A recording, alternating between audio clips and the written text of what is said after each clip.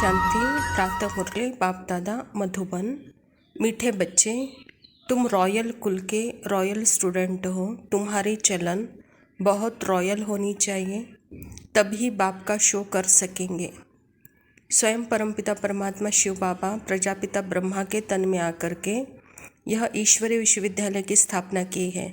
तो परमात्मा पिता खुद कहते हैं कि बच्चे, यह ईश्वरीय कुल है, रॉयल कुल है, और रॉयल कुल के आप रॉयल स्टूडेंट हो, कहता बाबा। तो रॉयल स्टूडेंट की चलन बहुत रॉयल होनी चाहिए। आपकी चलन माँ बाप को प्रत्यक्ष करे, कहता है बाबा। प्रश्न है, विनाश के समय अंतिम पेपर में पास कौन होगा, उसके लिए पुरुषार्थ क्या है? बाबा कहता, अंतिम पेपर में पास वही हो सकता है जिसे बाप के सिवाय पुरानी दुनिया की कोई भी चीज़ याद न आए। याद आई तो फेल। इसके लिए बेहद की सारी दुनिया से ममत्व निकल जाए, भाई भाई की पक्की अवस्था हो, देह अभिमान टूटा हुआ हो।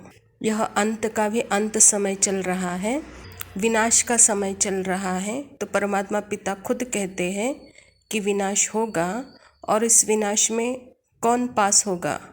विनाश ही जैसे कि एक अंतिम पेपर है, इम्तिहान है, तो उसकी तैयारी अभी हमको करनी है। तो विनाश कभी भी हो सकता है, तो उसके लिए अभी से इस दुनिया की सर्व चीज़ें, सर्व संबंध, यह देह भूले हुए हो, अपने को आत्मा समझ करके परमात्मा पिता को याद में रहे। सारी दुनिया से, बेहद के दुनिया से ममत्व निकल जाए।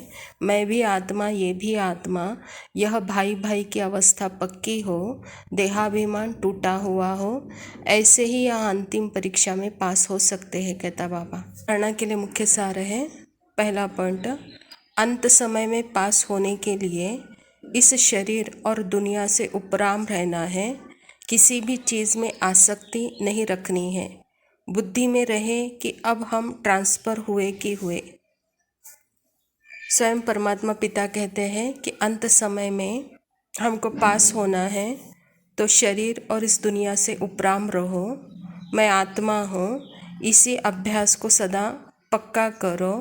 कोई भी चीज़ अर्थात मन को इतना हम ट्रेन करें, इस दुनिया में मन का आकर्षण ही खत्म कर दें, और इस दुनिया से अलग दुनिया, जिसको हम अपना घर कहते हैं, उस दुनिया में अपने मन को टिकाए रखें, तब इस दुनिया की आसक्ति खत्म हो सकती है। बुद्धि में सदा रहना है कि अभी हम इस घर से, अर्थात इस साकारी लोक से सूक्ष्म लोक ट्रांसफ़र होंगे, फिर सूक्ष्म लोक से निराकारी लोक ट्रांसफ़र होंगे, फिर वहाँ से सुखधाम में आएंगे। दूसरा पॉइंट है, बहुत धैर्य और प्यार से सबको दो बाप का परिचय देना है। ज्ञान रत्नों से झोली भरकर दान करना है। कांटों को फूल बनाने की सेवा ज़रूर करनी है। परमात्मा पिता खुद कहते हैं कि बच्चे, आपके दो पिता हैं, एक आत्मा का पिता है, एक शरीर का पिता है। तो बड़े धैर्य से और बड़े प्यार से दो बाप का परिचय सबको दो, कहता बाबा। उसके लिए स्वयं को आत्माभिमानी रूपों में स्थित रहना पड़ेगा। आत्मा के रूपों में परमात्मा के याद में रह करके हर आत्मा को बाप का परिचय दे, और ज्ञान रत्नों से बुद्धि को सदा अपने और उसकी बुद्धि को भरपूर करना है।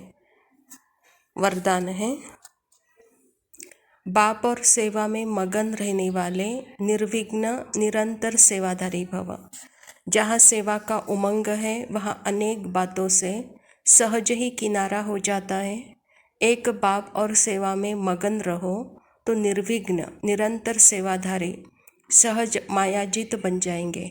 समय प्रति समय सेवा की रूपरेखा बदल रही है और बदलती रहेगी। अभी आप लोगों को ज़्यादा कहना नहीं पड़ेगा, लेकिन वह स्वयं कहेंगे कि यह श्रेष्ठ कार्य है, इसीलिए हमें भी सहयोगी बनाओ। यह समय के समीपता की निशानी है, तो खूब उमंग उत्साह से सेवा करते आगे बढ़ते चलो। बाबा कहता है, जो बाप और सेवा में सदा मग्न रहते हैं, वह निर्विघ्न और निरंतर सेवाधारी रहते हैं। तो बाबा कहता निर्विघ्न निरंतर सेवाधारी सहज बनने के लिए सहज मायाजीत बनना है, कहता बाबा।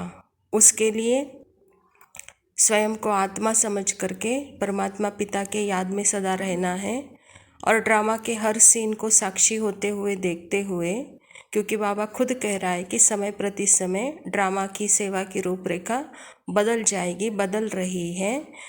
आगे बाबा कहता आप लोगों को कुछ ज़्यादा कहने की आवश्यकता नहीं होगी, वह खुद महसूस करेंगे यह श्रेष्ठ कार्य है और ऐसे श्रेष्ठ कार्य में हमें सहयोगी बनना है। तो वह समय ही आपको दिखाएगा और वह समय ही समीपता की निशानी है, कहता है बाबा। स्लोगन है, संपन्नता की स्थिति में स्थित हो, प्रकृति के हलचल को चलते हुए बादलों के समान अनुभव करो। आत्मा में सदा संपन्न हो तो इस संपन्नता में स्थित होकर के प्रकृति के कितने भी हल बाबा। अच्छा, मीठे मीठे सिकिलदे बच्चों प्रति माता पिता बाप दादा का याद प्यार और गुड मॉर्निंग। रूहानी बाप के रूहानी बच्चों को नमस्ते। हम रूहानी बच्चों के रूहानी बाप दादा को याद प्यार और नमस्ते। लव यू मामा, शुक्रिया। ओम शांति। जनफल भर म्हणतील हाय हाय, मी जाता राहील कार्य काय, जनफल भर म्हणतील हाय हाय।